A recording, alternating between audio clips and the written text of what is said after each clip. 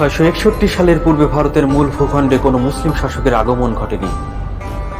মধ্যপ্রাচ্য ও ভারতের মধ্যে বহু আগে থেকেই বাণিজ্য হতে বলে জানা যায়।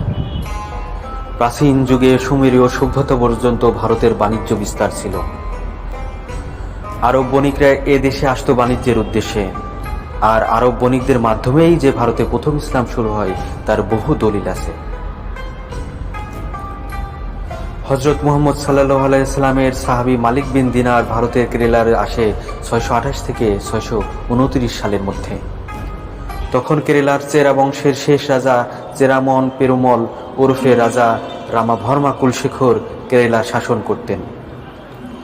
আরবরা শ্রীলঙ্কায় যাওয়ার অনুমতি চাইলেন রাজার কাছে। রাজা তাদের পরিচয় জানতে চাইলেন।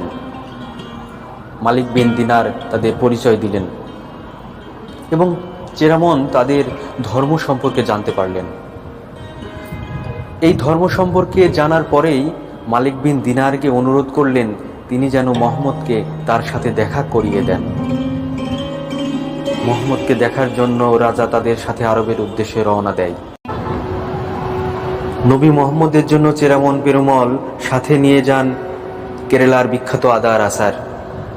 হযরত আবু বকর, মালিক বিন দিনার ও আবু সাইদ খুদরির উপস্থিতিতে চেরামন পেরুমল ইসলাম ধর্ম গ্রহণ করেন, আর ইনি হলেন ভারত উপমহাদেশের প্রথম মুসলিম। তার নাম পাল্টে হয় তাজ আল দিন বা তাজউদ্দিন।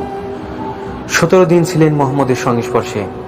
এরপর মালিক বিন দিনারের বোন রাজিয়াকে বিয়ে করেন। ভারতে ফেরার পথে ওমানে মারা যান তিনি, সেখানেই তাকে দাফন করা হয়। মালিক বিন দিনার ভারতে ফিরে এসে চেরামনের শেষ ইচ্ছায় একটি মসজিদ নির্মাণ করেন। 629 সালে নির্মিত ভারতের প্রথম মসজিদের নাম চেরামন জুমা মসজিদ। আজও মসজিদটি ইতিহাসের সাক্ষী হয়ে আছে।